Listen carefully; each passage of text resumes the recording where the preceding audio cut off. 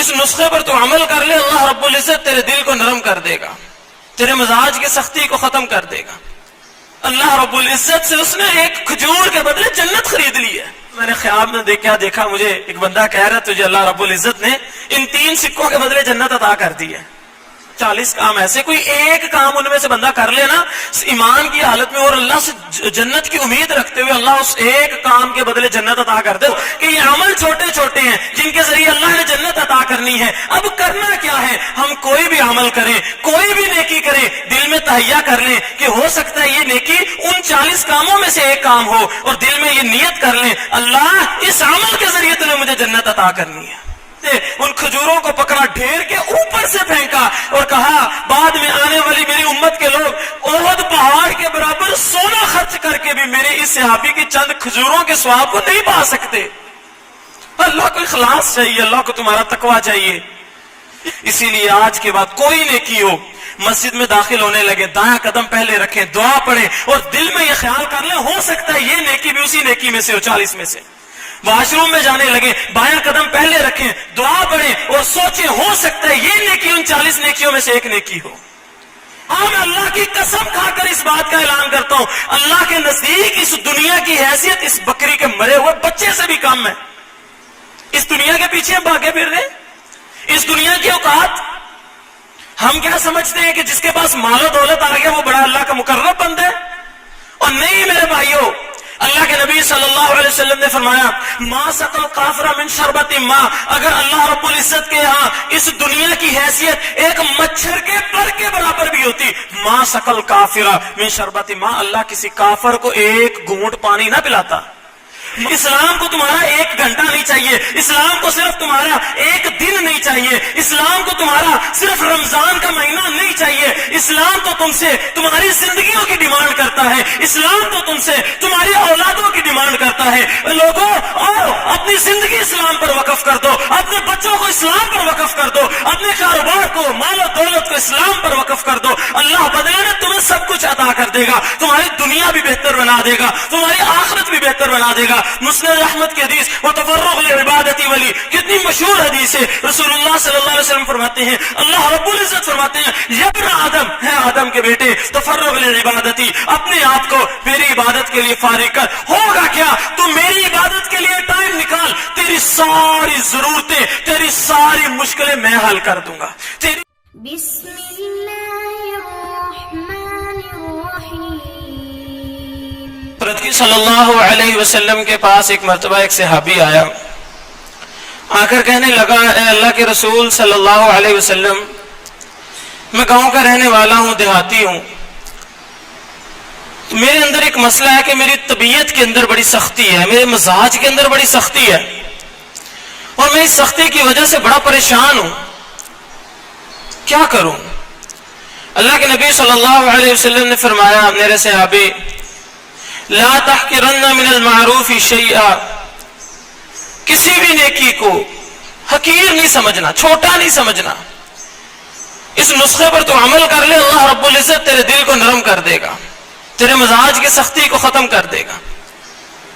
کرنا کیا ہے؟ لا تحقرن من المعروف شیئا، کوئی بھی نیکی اس کو تحقیر نہیں کرنی، اس کو چھوٹا نہیں سمجھنا۔ اور یہ بات بھی یاد رکھیے گا، نیکی کوئی بھی ہو عظیم الشان نیکی ہوتی ہے، نیکی کوئی بھی ہو بہت بڑی نیکی ہوتی ہے، نیکی چھوٹی نہیں ہوا کرتی۔ اس کی وجہ کیا ہے؟ میں ایک مثال دے کر سمجھاتا ہوں۔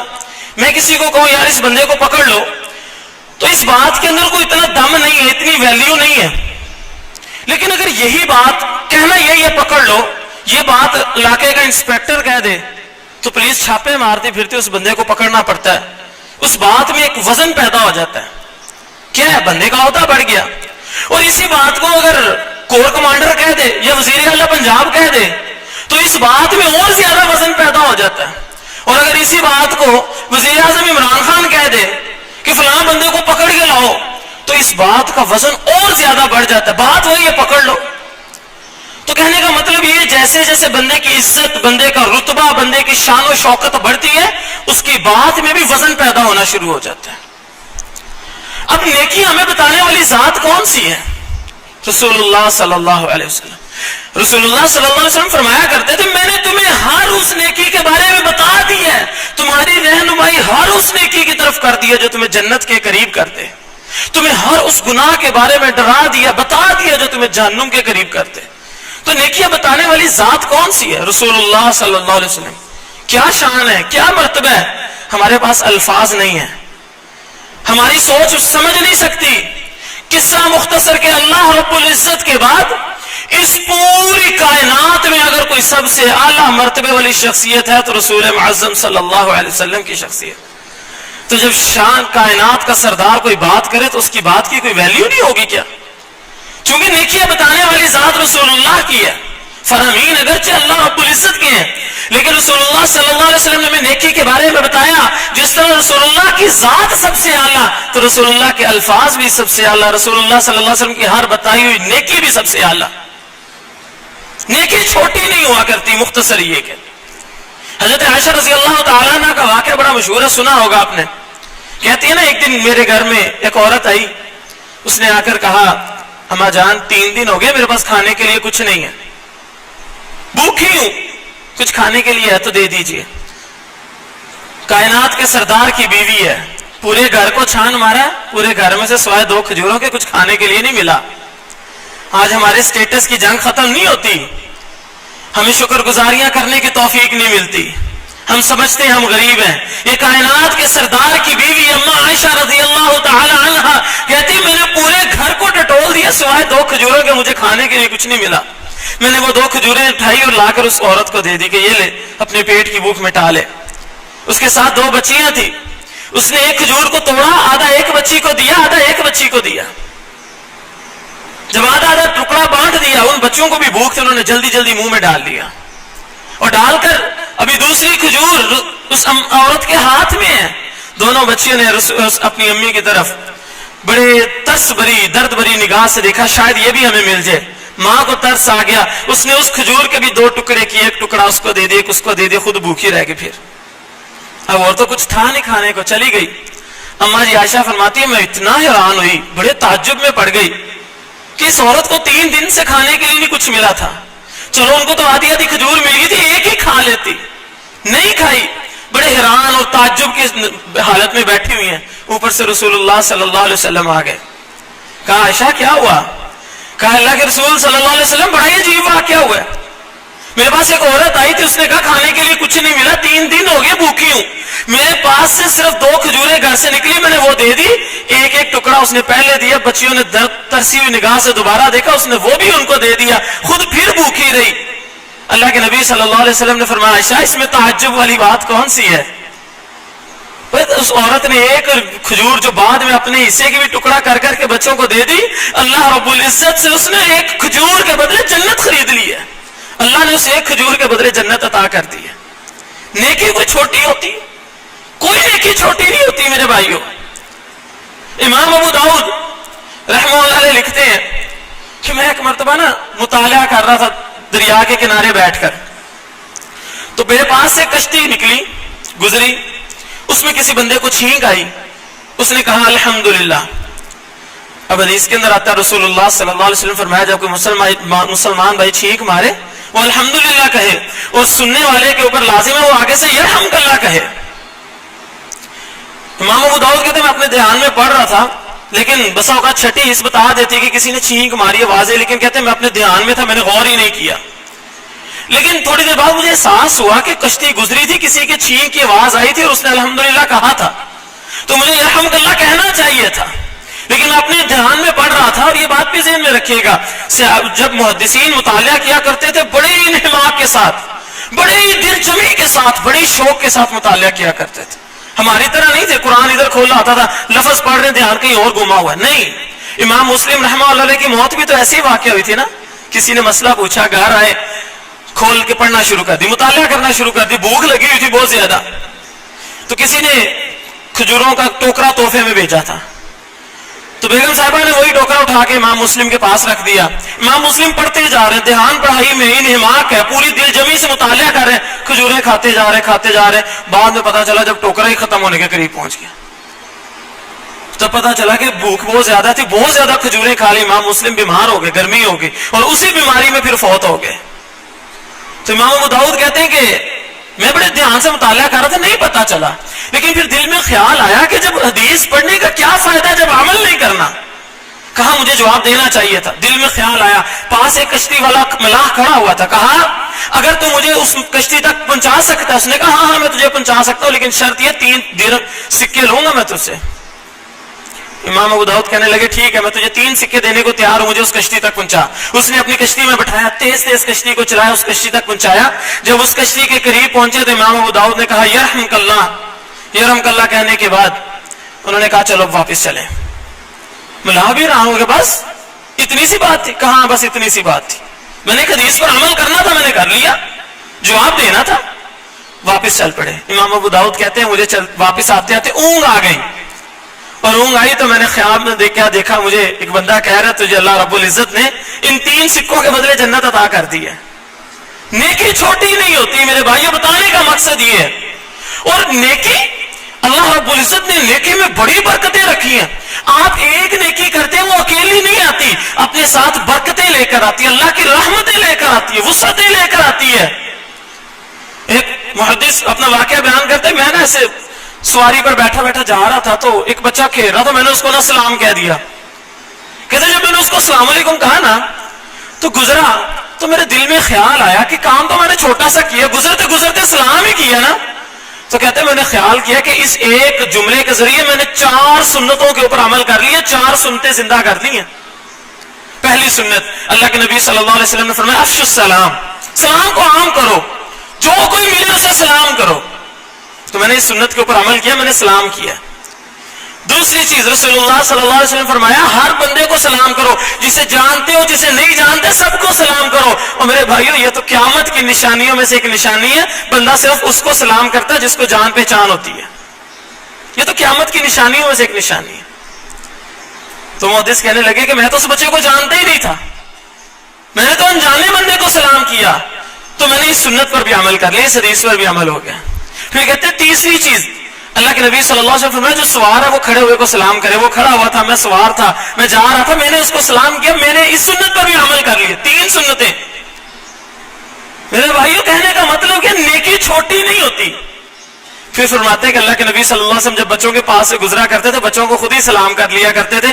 मैंने भी तो बच्चों को सलाम किया, मैंने इस सुन्नत पर भी अमल कर लिया। जुमला एक ही है छोटा सा, लेकिन उसके जरिए अल्लाह रब्बुल इज्जत ने 4 सुन्नतों को पूरा कर दिया। मेरे भाइयों ये बात ज़हन में रखिएगा, नेकी छोटी नहीं होती।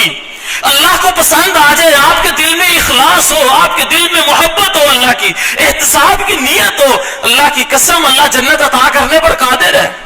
बड़ा मशहूर वाक़या आपने सुना हुआ है, एक फाशा औरत ने कुत्ते को पानी पिलाया था, अल्लाह ने इस एक अमल के जरिए उसको जन्नत अता की थी कि नहीं की थी। मेरे भाइयों नेकी छोटी नहीं होती। हमें आज ये तहैया करके उठना है कि कोई भी नेकी हो हम करेंगे, छोटी से छोटी नेकी, किसी नेकी को छोटा नहीं समझेंगे। जब नेकी को छोटा नहीं समझेंगे अल्लाह दिलों में नरमियां भी पैदा कर देगा, अल्लाह मजाज के अंदर नरमियां भी पैदा कर देगा, सख्तियां भी दूर हो जाएंगी और मोहब्बतें भी बढ़ जाएंगी। मेरे भाइयों सही मुस्लिम के अंदर हदीस है, रसूलुल्लाह सल्लल्लाहु अलैहि वसल्लम ने एक बार फरमाया मेरे सहाबा 40 काम ऐसे हैं उनमें से कोई बंदा एक काम कर ले 2 चीजों के साथ। एक तो उसका ईमान मजबूत हो, अल्लाह पर ईमान हो, और दूसरा उसको अल्लाह के ऊपर जन्नत की उम्मीद हो। उम्मीद है ना, मसला ये कि अक्सर भाई कहते हैं जी खाना काबा के सामने जाके जब दुआ करते हैं ना अल्लाह बड़ी जल्दी कबूल करता है, फौरन उसका असर नजर आ जाता है।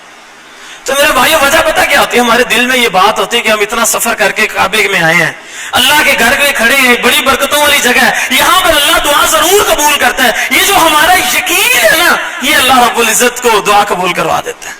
अल्लाह रब्बुल इज्जत तुम्हारी दुआ यहां पर बैठे बैठे सुनने पर कादिर है। शर्त यह कि दिल में यकीन होना चाहिए कि अल्लाह तो कबूल करने पर कादिर है। यकीन हो अल्लाह तो जन्नत दे सकता है। अल्लाह ये अमल छोटा सा है, वो फाशा औरत थी, अल्लाह तूने सिर्फ कुत्ते को पानी पिलाने की वजह से जन्नत अता कर दी, अल्लाह तो मेरे इस छोटे से अमल की वजह से भी मुझे जन्नत अता कर सकता है। अल्लाह का अमल पसंद आ जाए, अल्लाह जन्नत देने पर कादिर है। तो अल्लाह के کے نبی صلی اللہ علیہ وسلم فرمایا 40 کام ایسے کوئی ایک کام ان میں سے بندہ کر لینا ایمان کی حالت میں اور اللہ سے جنت کی امید رکھتے ہوئے اللہ اس ایک کام کے بدلے جنت عطا کر دیتا ہے. لیکن اللہ کے نبی صلی اللہ علیہ وسلم نے وہ سارے کام نہیں بتایا, سب سے بڑا کام بتایا. یہ نہ سمجھنا کہ کہیں وہ کام بہت بڑے بڑے کام ہوں گے پھر اللہ جنت دے گا. اللہ کے نبی صلی اللہ علیہ وسلم نے سمجھاتے ہوئے فرمایا ان 40 کاموں میں سے سب سے بڑا کام پتہ کیا ہے؟ تم اپنے کسی بھائی کو ایک بکری تحفے میں دے دو کہ جا بھائی اس سے اپنی ضرورت پوری کر لے. ایک بکری کتنی ویلیو ہوگی؟ 15,000 20,000 زیادہ سے زیادہ. ایک بکری کسی کو تحفے میں دے دو, اللہ رب العزت اس عمل کے ذریعے اللہ رب العزت تم سے جنت عطا کر دے گا.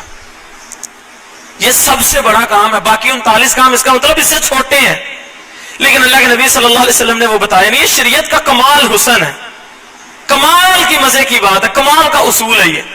اللہ کے نبی صلی اللہ علیہ وسلم نے فرمایا نا جمعے والے دن ایک گھڑی ہوتی ہے, حدیث میں آتا ہے اللہ کے نبی نے انگلی کے اشارے سے بتایا, چھوٹی سی گھڑی ہوتی ہے, لیکن اس گھڑی کے اندر جو بندہ اس کو دعا میں پا لے, دنیا کی کوئی نعمت مانگی اللہ دنیا کی عطا کر دیتا ہے, آخرت کی نعمت مانگو اللہ آخرت کی نعمت عطا کر دیتا ہے. گھڑی چھوٹی سی ہے, لیکن اللہ کے نبی صلی اللہ علیہ وسلم نے اس گھڑی کو مختص نہیں کیا. ڈھونڈو علماء میں شدید اختلاف, کوئی کہتا ہے کب ہے, کوئی کہتا ہے کب ہے, کوئی کہتا ہے اثر کے بعد. مختصر یہ کہ مختص کیوں نہیں کیا؟ اس وجہ سے کہ اللہ رب العزت چاہتے میرا بندہ مجھے پکارتا رہے, اس گھڑی کی تلاش میں مجھے یاد کرتا رہے. اللہ کو کوئی بھی ادا پسند آ جاتی, ہو سکتا ہے اس گھڑی کی تلاش میں تم اور کتنی دعائیں مانگو اللہ وہ قبول کر لے. اللہ تو قادر ہے نا اس چیز پر, اس کے خزانوں میں کوئی کمی تو نہیں. اللہ کے نبی صلی اللہ علیہ وسلم نے لیلۃ القدر کی فضیلت بتائی اور اللہ رب العزت نے قرآن میں بھی بیان کیا لیلۃ القدر خیر من الف شہر. لیلۃ القدر کی رات 1000 مہینوں سے بھی بہتر ہے.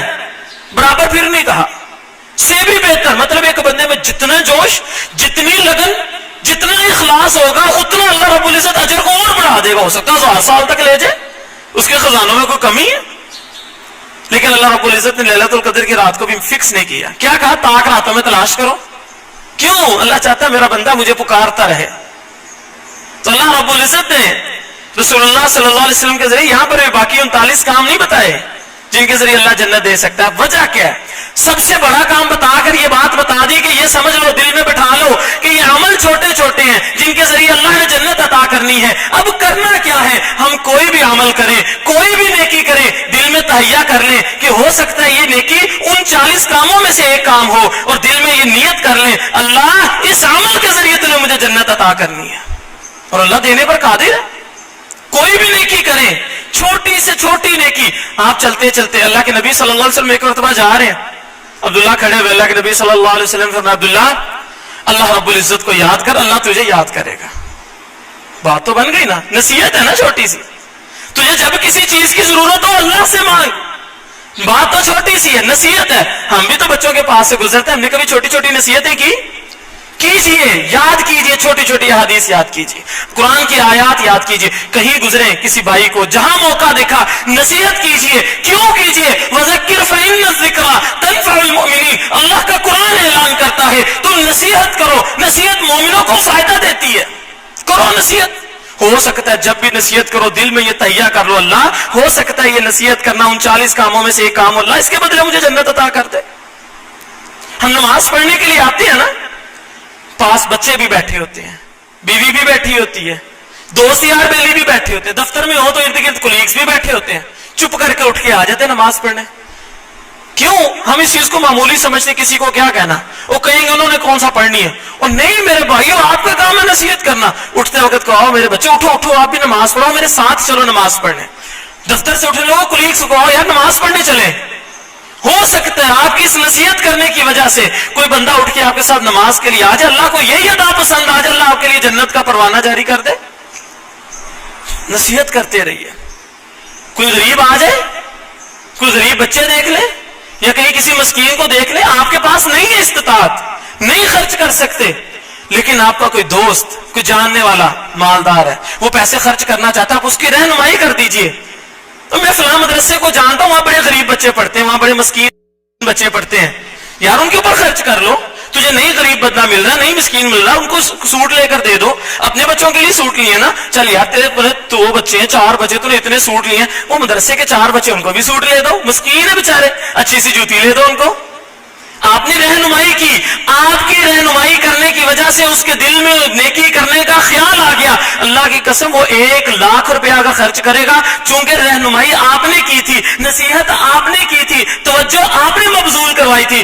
آپ کی توجہ مبذول کروانے کی وجہ سے اللہ رب العزت آپ کو بھی 1 لاکھ خرچ کرنے کا ثواب دے گا. نیکی چھوٹی کہاں ہوتی ہے میرے بھائیوں, نیکی تو ہمیشہ بڑی ہوتی ہے. اللہ کو تو یہاں کا اخلاص چاہیے. اور اللہ کے نبی صلی اللہ علیہ وسلم نے جب حدیبیہ کے لیے صحابہ اکرام سے جہاد کے فنڈ کی اپیل کی تھی, تو ایک صحابی کہتا ہے کہ میں نے دیکھا لوگ اتنا مال لے کر آ رہے ہیں, کہتے ہیں میرے دل میں ہے میں بھی کچھ اللہ کی راہ میں خرچ کروں. ساری رات کھیتوں میں کام کرتا رہا, کام کر کے جب فارغ ہوا تو تھوڑی سی کھجوریں مجھے بدلے میں ملی. میں گھر گیا, گھر والے بھی بھوکے تھے, رہا نہ گیا, تھوڑی سی کھجوریں گھر والوں کو دی, باقی لے کے مسجد آ گیا. اب اللہ کے نبی صلی اللہ علیہ وسلم نے مسجد کے صحن میں فنڈ کا ڈھیر لگایا ہوا ہے, جہاد کے لیے نکلنا ہے. صحابی کہتے ہیں میرے دل میں ہے رسول اللہ کا دوں, پھر دل میں خیال ہے اتنی تھوڑی سی کھجوریں اس ڈھیر کے مقابلے میں کیا حیثیت رکھتی ہیں. پھر کہتے ہیں میرے دل میں خیال ہے نیکی تو میں اپنے اللہ کے لیے کر رہا ہوں, میرے اللہ تو جانتا ہے میں نے اس کھجوروں کو کتنی محنت سے کمایا, میرے اللہ میرے اخلاص کو جانتا ہے.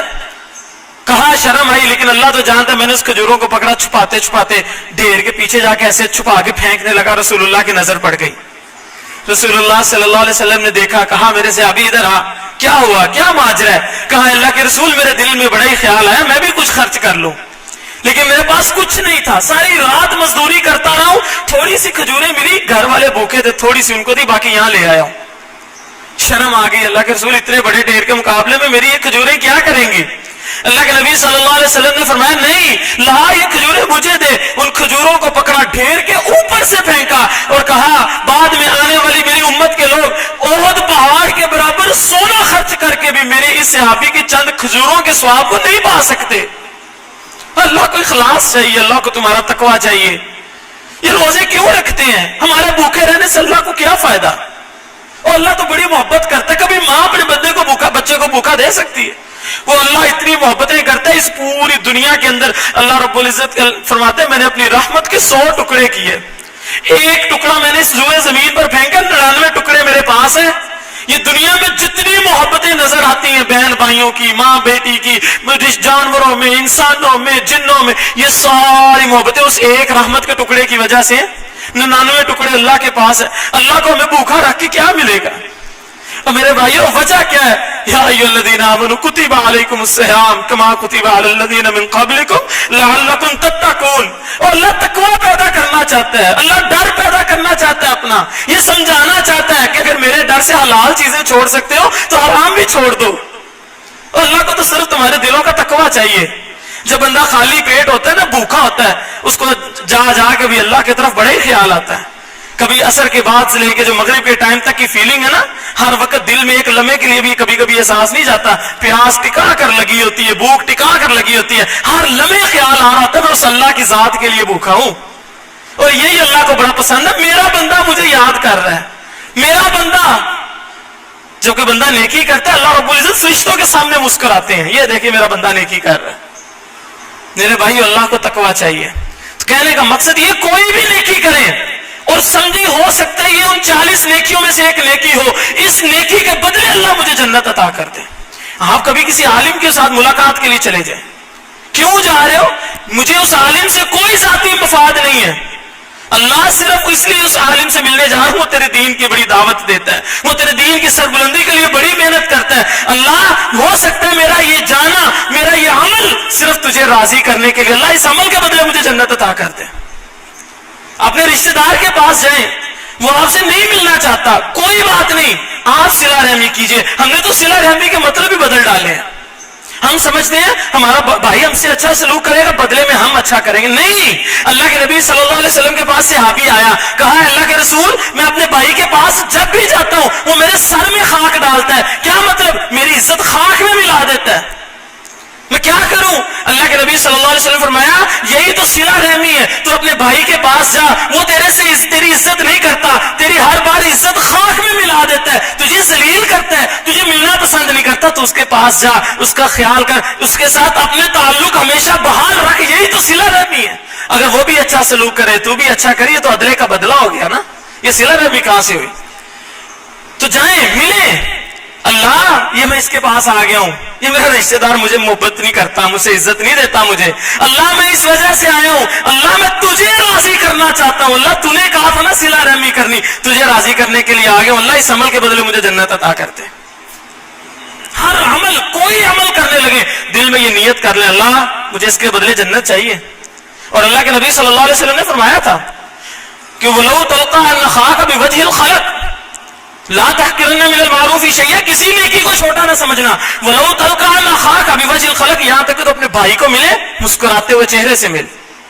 کسی بھائی سے سلام لو, ایک اچھا خاندانی, اچھا پڑھا لکھا, اچھے اخلاق کا انسان ویسے بھی مسکرا کے ملتا ہے, لیکن آپ ملیں, سلام لیں, ساتھ چہرے پہ مسکراہٹ لائیں, اگلے بندے کو احساس دلائیں آپ کے ملنے سے مجھے بڑی خوشی ہوئی, اور اس احساس کے بدلے دل میں نیت ہو, اللہ مجھے اس عمل کے بدلے جنت چاہیے, یہ میں مسکرا تیری وجہ سے رہا ہوں, مجھے اس بندے سے کوئی ذاتی مفاد نہیں ہے, میں تو اس کو جانتا بھی نہیں, اللہ صرف تیری وجہ سے اسے خوش ہو کے مل رہا ہوں, مجھے جنت چاہیے اس عمل کے بدلے. اور اللہ جنت عطا کرنے پر قادر ہے میرے بھائیوں. اسی لیے آج کے بعد کوئی نیکی ہو, مسجد میں داخل ہونے لگے دایاں قدم پہلے رکھیں, دعا پڑھیں, اور دل میں یہ خیال کر لیں ہو سکتا ہے یہ نیکی بھی اسی نیکی میں سے ہو, 40 میں سے. واش روم میں جانے لگے بایاں قدم پہلے رکھیں, دعا پڑھیں, اور سوچیں ہو سکتا ہے یہ نیکی ان 40 نیکیوں میں سے ایک نیکی ہو. کسی غریب آدمی کو دیکھیں, اس کو چھوٹا موٹا تحفہ دے دیں, زیادہ نہ صحیح. میں نے پھر بتایا اللہ کو تقویٰ چاہیے. ایک بندے کے پاس ہے ہی 100 روپے, اس میں سے وہ 10 خرچ کر دے, اور ایک بندے کے پاس لاکھ روپے, اس میں سے وہ 1000 خرچ کر دے, کون افضل ہے؟ آپ کو بھی پتہ ہے. بات تو تقوی کی, اللہ کو ہمارا مال نہیں چاہیے, اللہ کو تقویٰ چاہیے. تو میرے بھائیو آج کے بعد یہ کوشش کرنی ہے اور یہ تہیہ کر کے اٹھنا ہے, ہم نے کسی بھی نیکی کو چھوٹا نہیں سمجھنا. ہر نیکی عظیم الشان نیکی ہے, ہر نیکی بڑی ہوتی ہے, اور ہم نے ہر نیکی کو کرنے کی کوشش کرنی ہے. اور آج ہماری جو سب سے بڑی وجہ ہے نا کمزوریوں کی, مسلمانوں کی ذلت کی, اس کی وجہ بھی یہی ہے, ہم دنیا کے اندر اتنے کھبے بیٹھے ہیں کہ ہمیں پرواہ ہی نہیں ہے نیکیوں کی. ہم نیکیوں کی طرف کبھی توجہ ہی نہیں دیتے, ہم معمولی سمجھ کے چھوڑ کے گزر جاتے ہیں. اور یہ جس دنیا کی خاطر دین کو بلائے بیٹھے ہو نا, یہ جو نماز ہے, یہ جمعہ ہے, یہ یقین کریں فرض ہے, اور مسجد میں نہ آ کر پڑھنا, یہ دل دکھتا ہے جب جمعے کے علاوہ عام ٹائم کے اندر مسجد بچوں کو, لوگوں کو دیکھیں مسجد کے اندر اتنے کم لوگ ہوتے ہیں. آپ کو پتا ہوگا, آپ نے حدیث سنی ہوگی, اللہ کے نبی صلی اللہ علیہ وسلم نے کیا فرمایا تھا کہ میرا دل کرتا ہے میں اپنے مصلی پر کسی کو کھڑا کروں, وہ نماز پڑھائے, اور خود جا کے میں ان لوگوں کے گھروں کو آگ لگا دوں جو مسجد میں نماز پڑھنے نہیں آئے. لیکن مجھے بیوی بچوں کا ڈر آ جاتا ہے, چھوٹے ہیں بےچارے, وہ یتیم ہو جائیں گے, ان کا کون والی وارث بنے گا, اس لیے نہیں لگاتا آگ. یہ بات ہمیں سمجھ پتہ نہیں کب آئے گی. میرے بھائیو شرعی نصوص سے یہ بات ثابت ہے, وقت مختصر ہے اسی لیے بات کو شارٹ کٹ کر رہا ہوں. شرعی نصوص اس بات کے اوپر دلائل ملتے ہیں اور اس چیز کو ثابت کرتے ہیں کہ وہ بندہ جو اس نماز نہیں نہ پڑھتا, نماز کے قریب نہیں آتا, اس کا اسلام کے ساتھ کوئی تعلق ہی نہیں ہے. یہ آخری کڑی ہے جو مسلمان جیسے دستبردار ہو جائیں گے, اور جب اس سے بھی دستبردار ہو گئے سمجھو مسلمان اسلام سے دستبردار ہو گئے. ہم نے خود اپنے قانون کو, اسلامی قانون کو چھوڑ دیا, کتنی چیزیں ہم خود بخود دین سے دستبردار ہو گئے, لیکن یہ نماز آخری کڑی ہے. یقین مانیے جس بندے نے اس نماز کو بھی چھوڑ دیا, سمجھ لیجئے اس نے اصل میں اسلام کو ہی چھوڑ دیا. اس لیے کوشش کیجئے, نمازوں کا خیال رکھیے, اور اس دنیا کے پیچھے لگ کے, جس کے پیچھے آپ لگ کے دین کو بلائے بیٹھے نا, اس دنیا کی اوقات پتہ کیا ہے, اس دنیا کی حیثیت کیا ہے. صحیح مسلم کے اندر حدیث ہے, اللہ کے نبی صلی اللہ علیہ وسلم ایک مرتبہ جا رہے تھے, ایک بکری کا نا مرا ہوا بچہ نظر آیا, اس کا کان بھی کٹا ہوا تھا. اس کو اٹھایا, اٹھا کر کہا صحابہ کرام سے, تم میں سے کوئی بندہ ہے جو اس کو مجھ سے 1 درہم کے بدلے خرید لے؟ 1 درہم کے بدلے اس بکری کے مرے ہوئے بچے کو وہ خریدے گا؟ صحابہ کرام رضوان اللہ مجمعین کہنے لگے, اللہ کے رسول صلی اللہ علیہ وسلم یہ تو مرا ہوا ہے, اس کو کون خریدنا پسند کرے گا؟ اللہ کے نبی صلی اللہ علیہ وسلم نے فرمایا, اچھا اتحبون انہ لکم, تمہیں سے کوئی پسند کرتا ہے یہ تمہیں فری میں مل جائے, فری میں لے لو یہ مرا ہوا بچہ.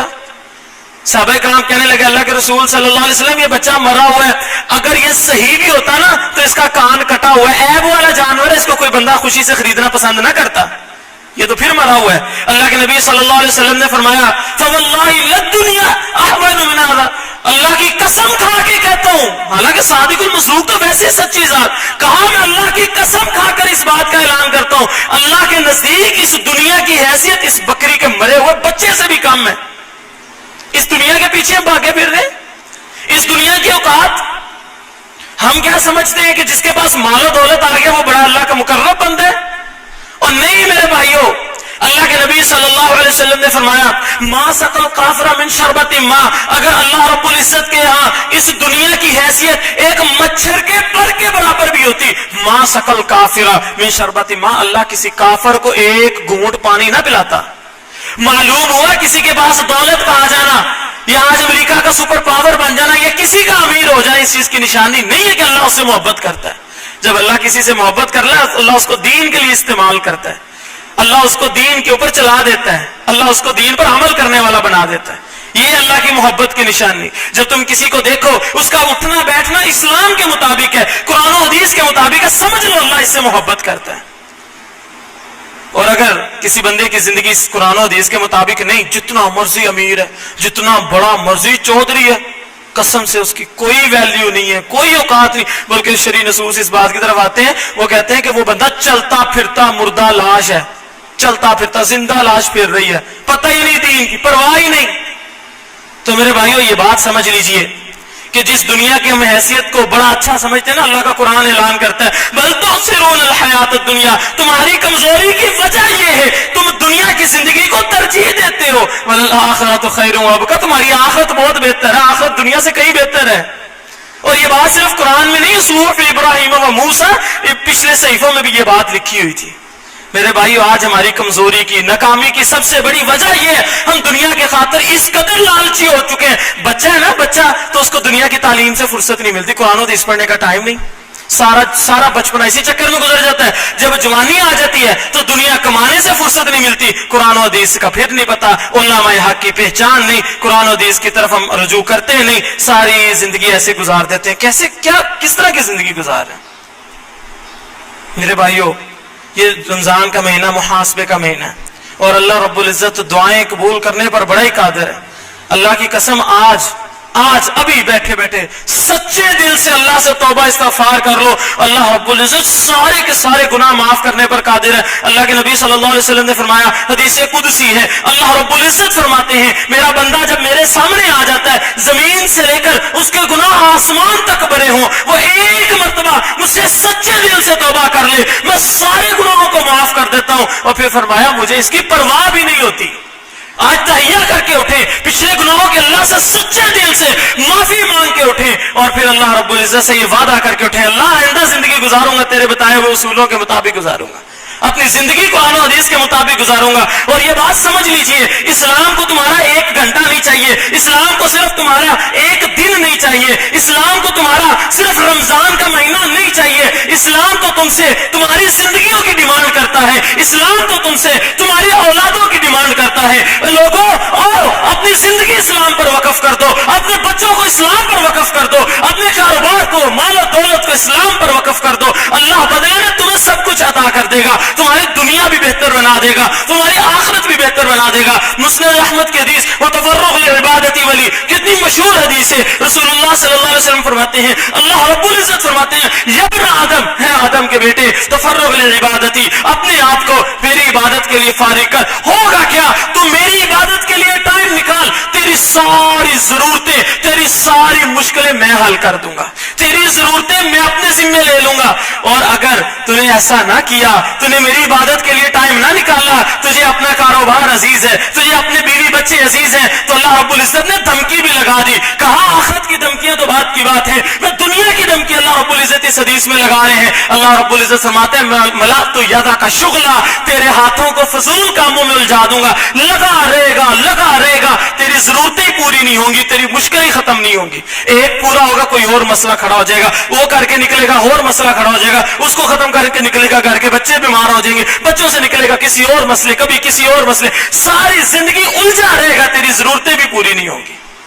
اسی لیے میرے بھائیوں اللہ کی طرف پلٹ آؤ، یہ رمضان کا مہینہ محاسبے کا مہینہ ہے۔ اللہ رب العزت سے دعا ہے وہ ہمیں قرآن و حدیث کے مطابق زندگی گزارنے کی توفیق عطا فرمائے، اور ہمیں آئندہ ساری زندگی قرآن و سنت کا خادم بنا کر زندہ رکھے، اور قرآن و سنت کے مطابق لوگوں کے ساتھ اخلاق اور کردار بنانے کی توفیق عطا فرمائے۔